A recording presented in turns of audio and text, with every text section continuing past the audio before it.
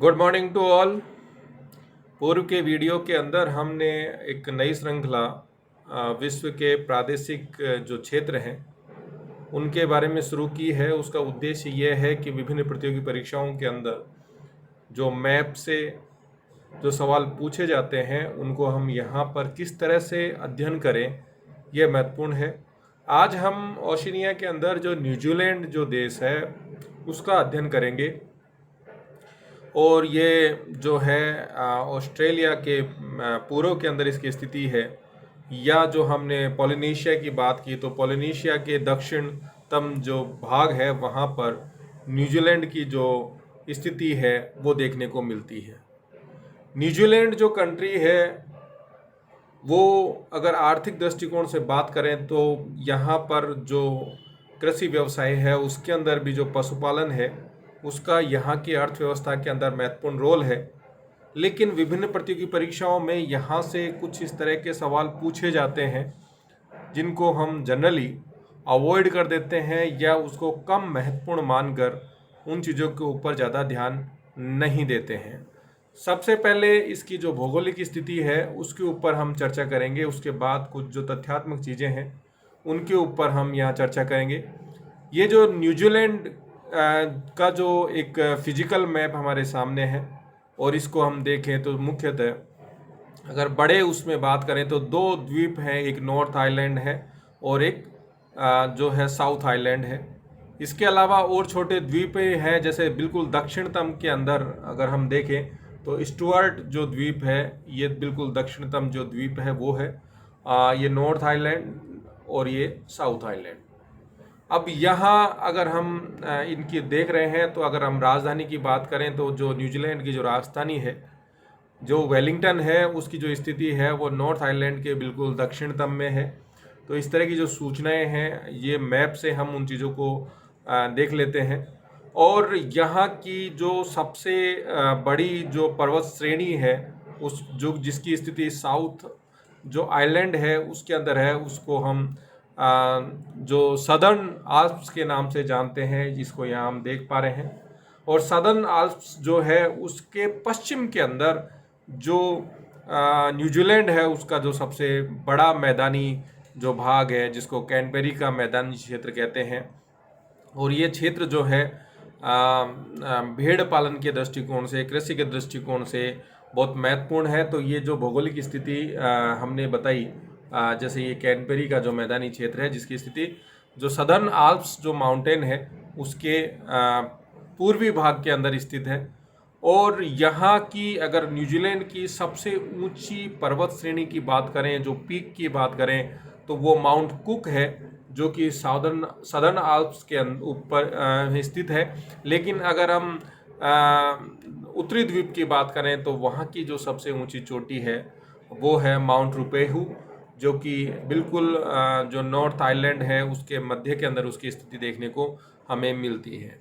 अगर इस भौगोलिक स्थिति के अंदर जो सामुद्रिक जो यहाँ पर जो देखने को मिलते हैं तो इसके पूर्व के अंदर जो पैसिफिक ओशियन है, जबकि इसका जो पश्चिमी जो भाग है वहाँ पर तस्मान सी की स्थिति हमें देखने को मिलती है। कुछ महत्वपूर्ण जल संधियाँ हैं जिनके बारे में अक्सर सवालों में पूछा जाता है कि उत्तरी जो आइलैंड है न्यूजीलैंड का और दक्षिण जो आइलैंड है उसके अंदर कौन सी जल संधि है, तो वो है कुक स्ट्रेट। यह अक्सर सवाल पूछा जाता है। और कुक स्ट्रेट के ठीक उत्तर में ही जो वेलिंगटन जो कैपिटल है उसकी स्थिति है। ये बहुत महत्वपूर्ण व्यापारिक केंद्र भी है क्योंकि इसकी जो स्थिति है वो पतन के रूप में स्थित है, पोर्ट है, महत्वपूर्ण पोर्ट है न्यूजीलैंड का। अगर दक्षिण में बात करें तो स्टुअर्ट जो आइलैंड है उसको जो अलग करने वाली जो जनशक्ति है वो फेवक्स स्ट्रेट है जिसकी स्थिति यहाँ पर है, जो कि साउथ आइलैंड और स्टुअर्ट जो आइलैंड है उसके मध्य के अंदर हमें देखने को मिलती है। कुछ और भी जो यहाँ पे खाड़ियाँ हैं जिसमें प्लेंटी की बे ऑफ प्लेंटी है, इसकी स्थिति बहुत महत्वपूर्ण है जो कि नॉर्थ आइलैंड है उसके उत्तर के अंदर स्थित है। यहाँ पर इसके जो पूर्वी भाग है, उत्तरी जो द्वीप है उसके पूर्वी भाग के बात करें, उत्तरी पूर्वी के की बात करें तो वहाँ पर जो ओकलैंड जो है वो यहाँ का महत्वपूर्ण एक नगर है और महत्वपूर्ण एक पोर्ट भी है जिसकी स्थिति हमें यहाँ देखने को मिलती है। अब अन्य मैप में अगर हम देखें तो कुछ चीज़ें और हम समझ पाएंगे कि उनका क्या इम्पोर्टेंट रोल है। यहाँ हम न्यूजीलैंड के कुछ जो रिवर्स हैं, जो लेक हैं, उनकी बात करें तो एक चीज़ हमें पता होना चाहिए कि जो पैसिफिक ओशियन के अंदर जो न्यूजीलैंड की स्थिति है, तो जो सदर्न जो द्वीप है, दक्षिण जो द्वीप है, उसका जो उद्भव हुआ उसमें इमरजेंस का बहुत बड़ा रोल था, जबकि उत्तरी जो द्वीप है न्यूजीलैंड का, वहाँ पर जो ज्वालामुखी जो क्रियाएं हैं वो अधिक देखने को मिलती है। और उत्तरी द्वीप के अंदर जो यहाँ की सबसे बड़ी झील जो है, उसका जो उद्गम है या उत्पत्ति है, उसमें ज्वालामुखी, या हम ये कहें कि ये जो झील है, अगर इसको हम ब्रॉड करके देखें तो जो तापो जो लेक है यहाँ की, वो एक क्रेटर लेक है, और इस जिसका निर्माण जो ज्वालामुखी वॉल्केनिक एक्टिविटीज़ के बाद जो बाद में उसके इरप्शंस होते हैं, उसके कारण इस तरह की जो क्रेटर्स जो लेक हैं उनका निर्माण होता है।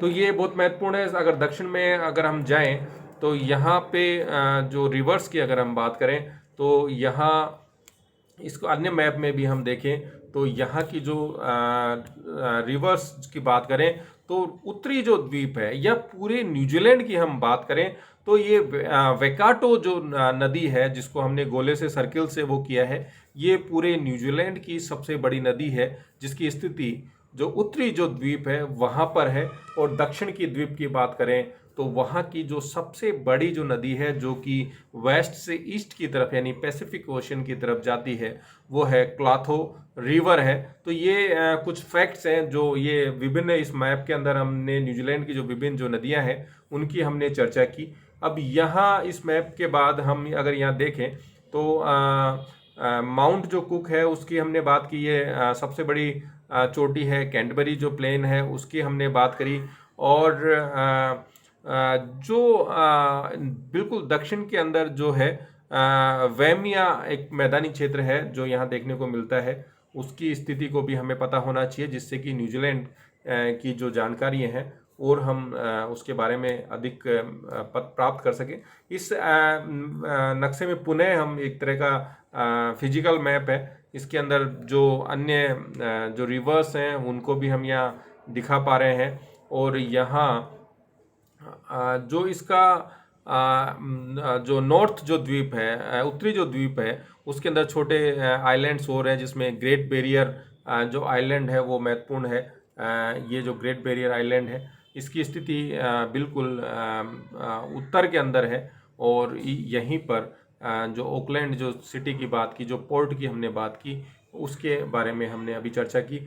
अब यहाँ कुछ फैक्चुअल चीज़ें हैं जिनके ऊपर हम चर्चा करना चाहेंगे, जिसमें कुछ फैक्ट्स हैं न्यूजीलैंड के बारे में।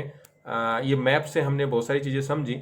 अब यहाँ जो न्यूजीलैंड है उसको दक्षिण का ब्रिटेन भी कहते हैं, क्योंकि इसकी जो भौगोलिक जो स्थिति है, इसकी जो संरचना है, या जो क्लाइमेट है, जो टेम्परेट टाइप की, या जो समुद्री जो जलवायु है वो देखने को मिलती है, तो उसकी जो सिमिलरिटी है वो ग्रेट ब्रिटेन से है। न्यूजीलैंड की अगर हम बात करें तो ये एक हिली कंट्री है, जिसमें नॉर्थ या साउथ दोनों जगह पहाड़ियाँ काफ़ी हैं।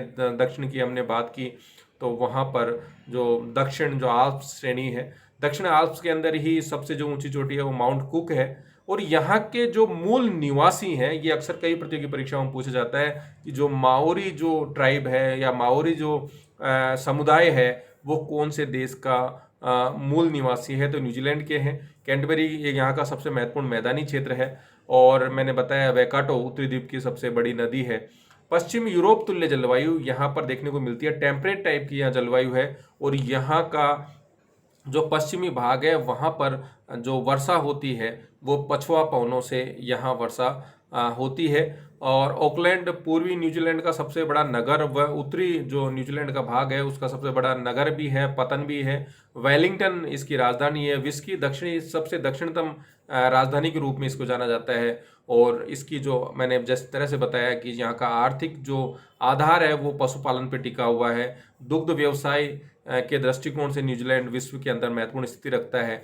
और यहाँ वाइकातो का मैदान हो या थैम्स घाटी मध्य मैदान, ऑकलैंड जो पेनिसुला प्रायद्वीप की स्थिति है, वहाँ पर जो दुग्ध व्यवसाय प्रमुखता से किया जाता है। एमू, कीवी, कोकबर्रा यहाँ के महत्वपूर्ण जो बर्ड्स हैं। एमू के लिए न्यूजीलैंड को विश्व में पहचाना जाता है, और कीवी है, इसीलिए क्रिकेट के अंदर जो न्यूजीलैंड की जो टीम है उसको कीवी के नाम से भी जाना जाता है। उत्तरी द्वीप की अगर बात करें, मैंने बताया कि यहाँ पे जो वल्केनिक एक्टिविटीज़ है उनका ज़्यादा देखने को मिलता है।